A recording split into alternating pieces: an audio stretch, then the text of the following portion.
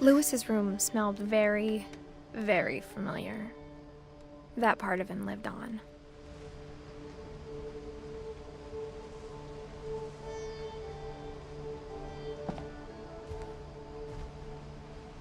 Lewis and I spent a lot of time playing games together, but he was surprisingly bad at them. He died a lot.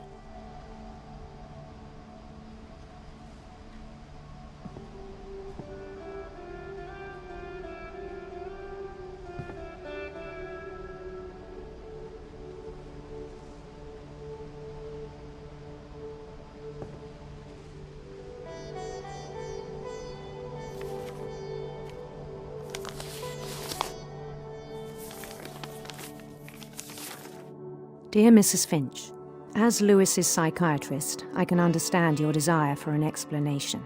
As I see it, the trouble began in January, shortly after we convinced your son to seek treatment for substance abuse. Newly sober, I believe Lewis first noticed the monotony of his daily life.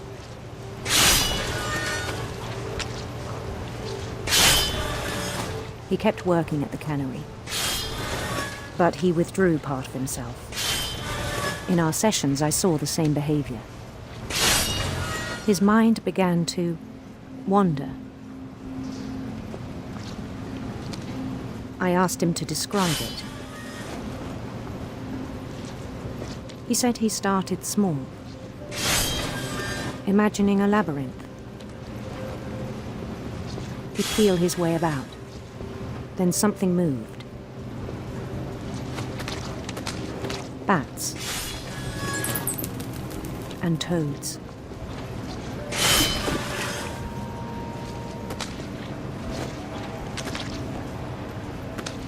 And things that have not names.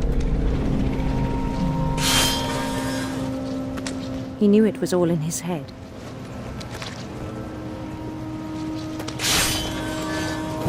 But he took it very seriously. I had hoped he'd find himself.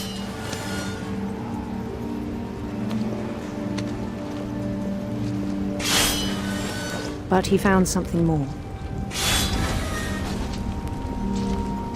I worried about him then. Daydreaming at the cannery. I spoke with his boss. But he said Lewis had become a model employee. Methodical, tireless, focused. Like a whole new Lewis. So I let him go on.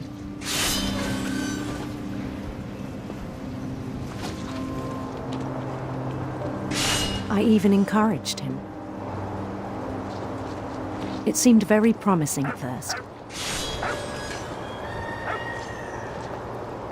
He told me he'd made a new friend.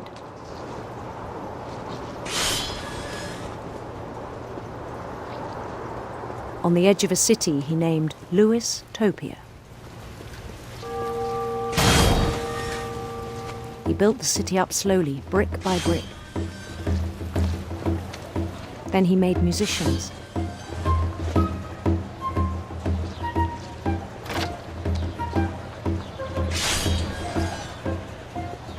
And songs for them to play.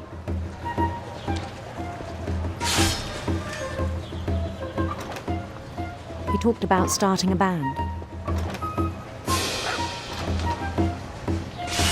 And he was always humming something. Every day his imagination grew stronger.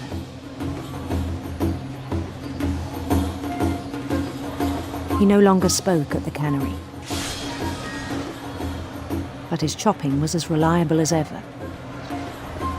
Then one day it struck him that all the cheering crowds, even the stones under his feet,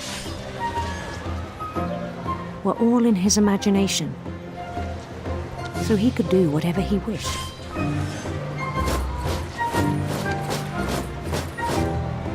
He held an election for mayor, and he won. They begged him to stay, but his mind was already wandering. It became a game for him.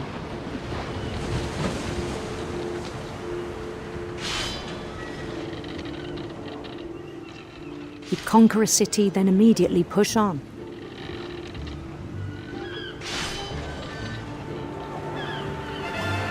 New Louisville.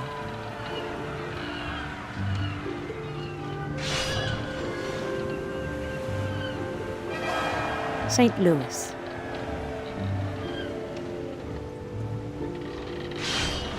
He started drifting away from our reality.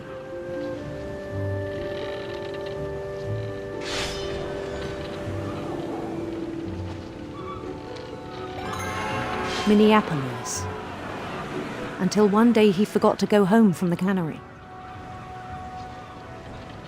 Even as his mother pleaded with him, part of Louis kept sailing on.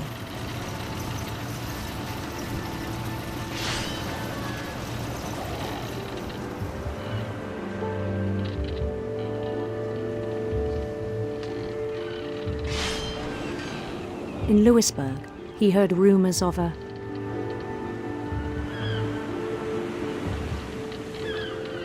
handsome queen.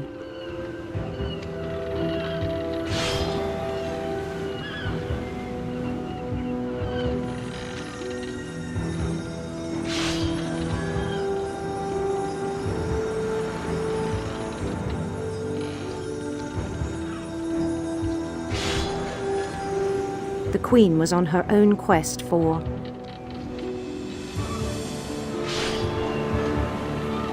radiant rainbows.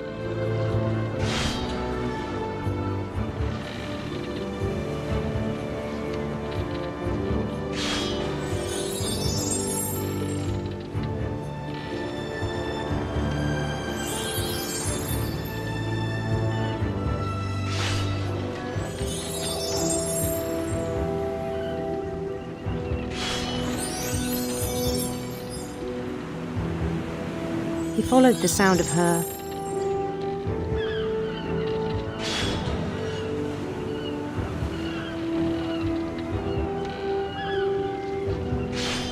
silver harp.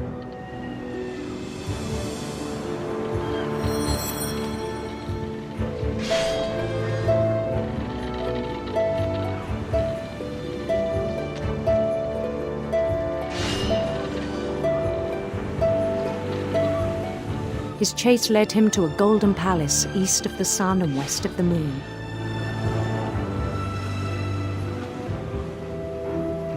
Even then, his logic remained sound.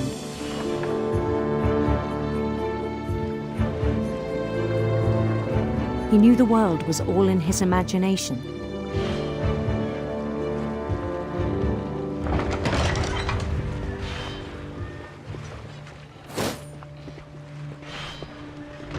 But he was so proud of having created it.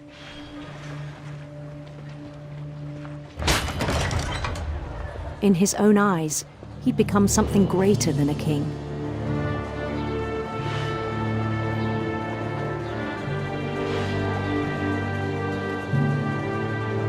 For someone who'd never known success in the real world, I think it was overwhelming. And then it struck him that the real Louis was not the one chopping salmon, but the one climbing the steps of a golden palace.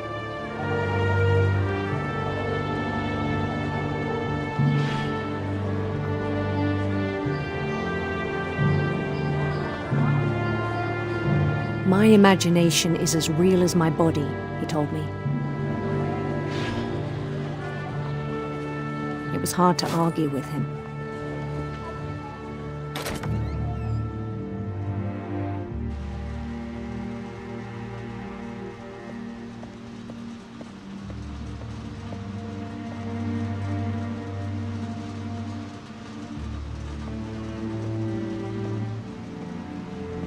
Began to forget the world we know.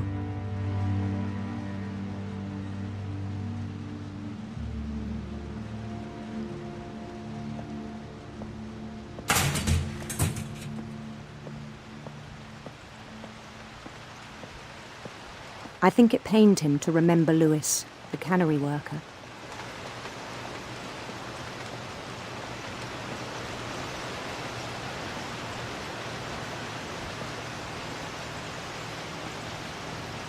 He began to despise the man with a royal contempt.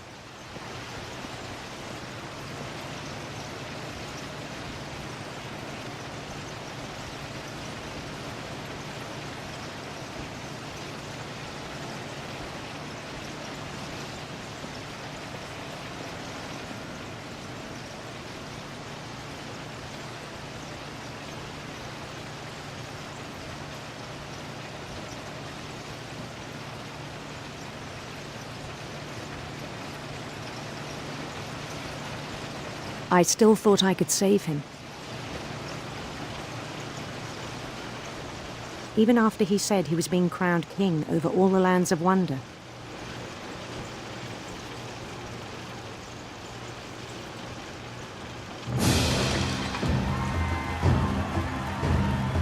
The palace would be packed with his companions.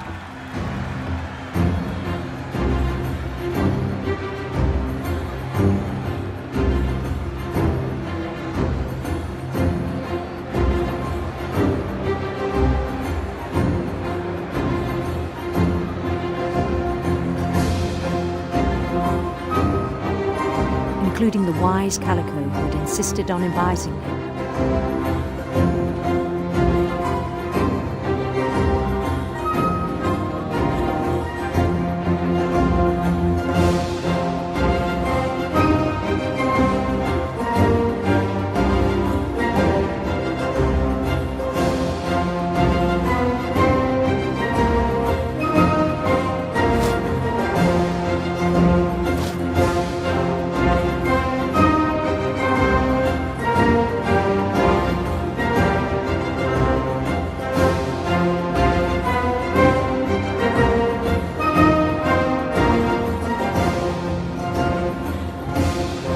His queen waited, holding his crown.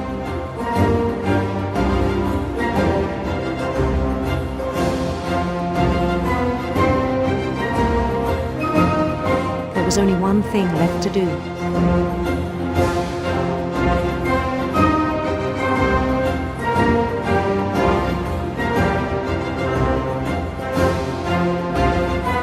Bend down his head.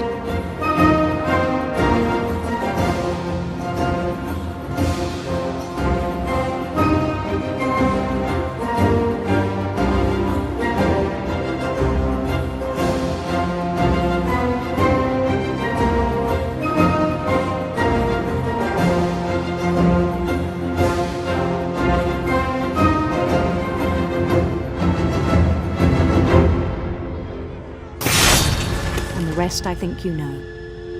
Mrs. Finch, your son was a kind man who will be missed by all of us who knew him.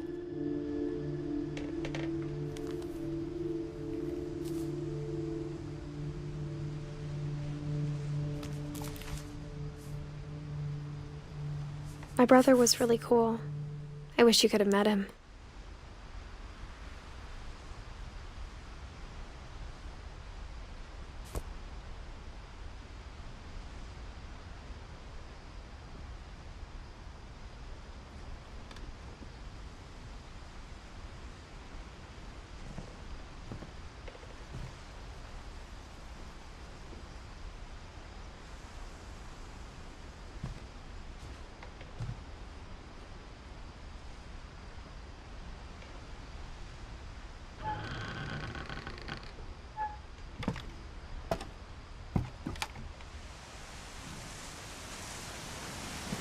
On the way back from Lewis's funeral, my mom told me to start packing. She waited until the day before we left to tell Edie. I'm not sure if she wanted to make it easier or harder.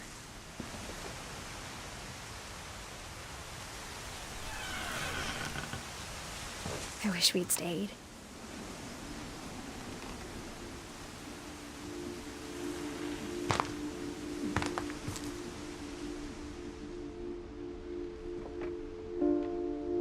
But I understand why we left.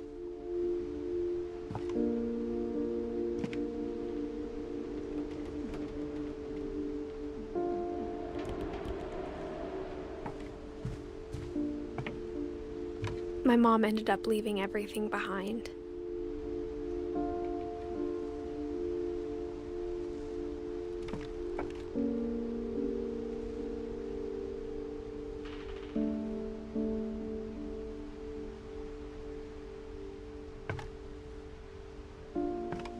What happened that night had been coming for a long time.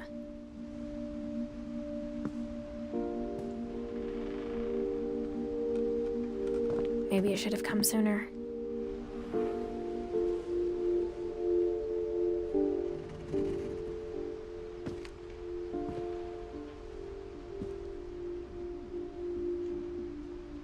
But it had to end one way or another. All that's left now is to tell you about that last night.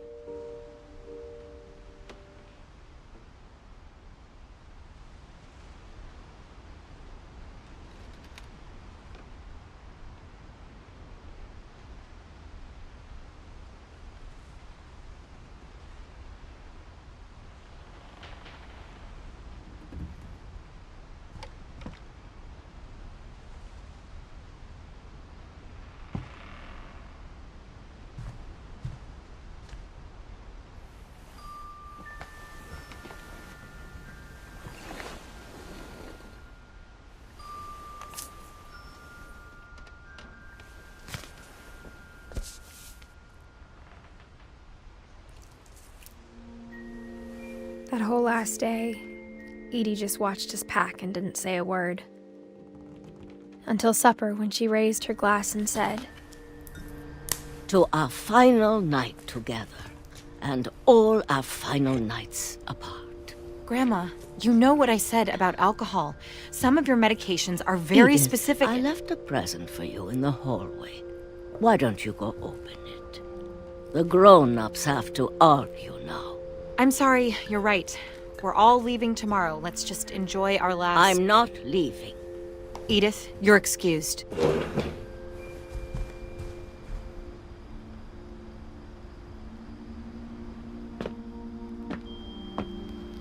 the power had been shut off that morning, but Edie always had plenty of candles.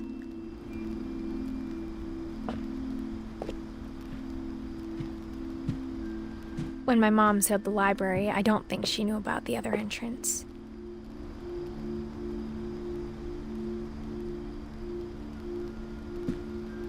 Or that Edie had a key to it.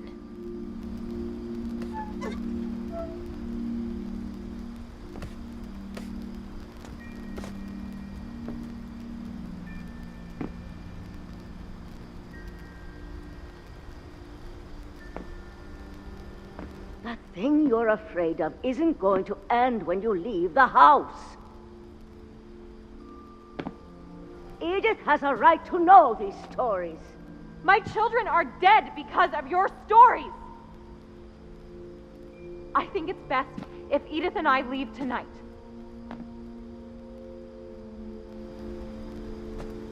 We'll have the nursing home send a van for you in the morning, okay?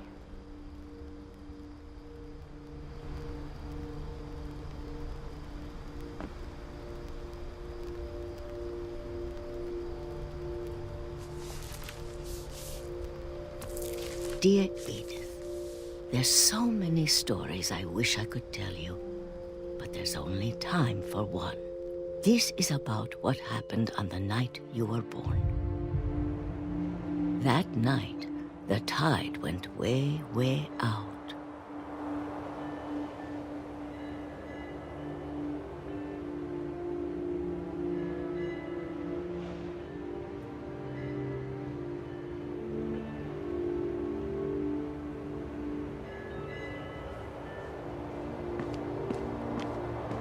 It was the first and last time I ever saw the old house aground.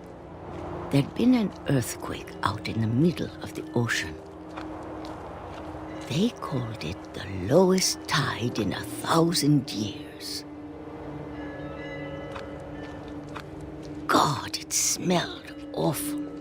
You know, I've seen that house every day of my life.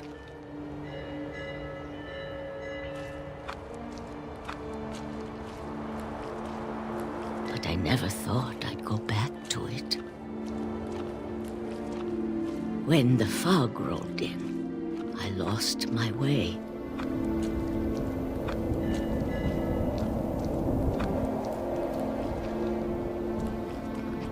I got turned around.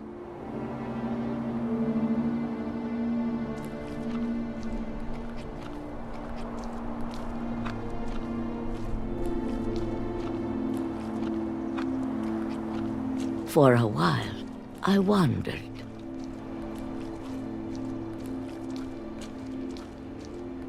I started seeing things.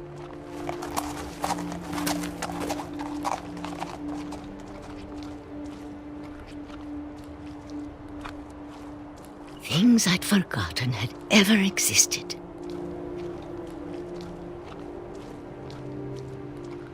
But when I saw them, they felt like old friends.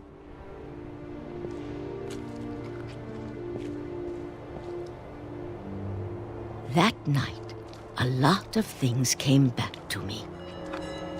Or maybe I came back to them.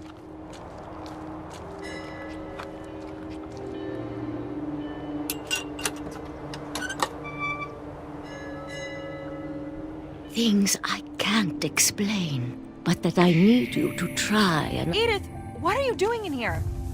It's mine. Edith! Mom, you're gonna rip it! Let go!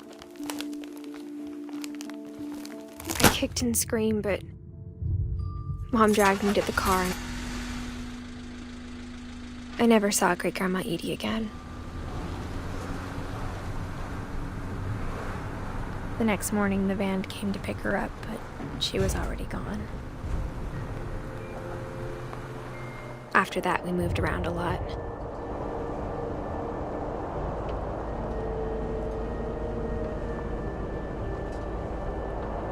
We both tried to make the best of it.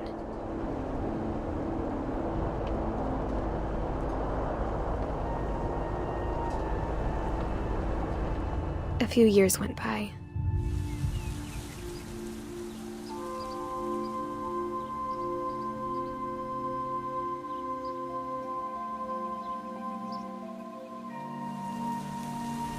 My mom didn't like to talk about it.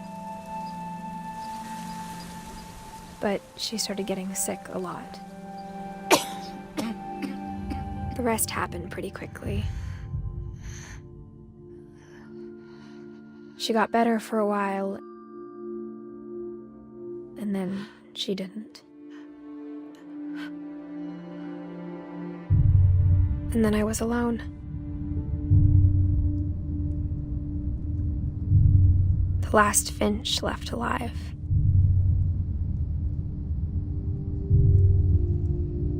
Until I found out about you. I'm still not sure what to tell you about all this. If we lived forever, maybe we'd have time to understand things. But as it is, I think the best we can do is try to open our eyes. And appreciate how strange and brief all of this is.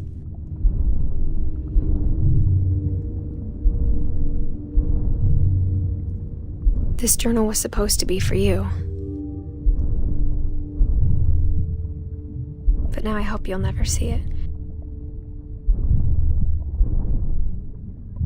I just want to meet you. And tell you all these stories myself. But I guess if you're reading this now, things didn't work out that way.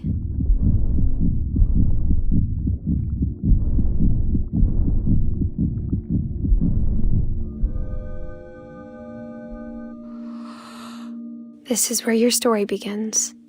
I'm sorry I won't be there to see it. It's a lot to ask, but I don't want you to be sad that I'm gone. I want you to be amazed that any of us ever had a chance to be here at all. Good luck.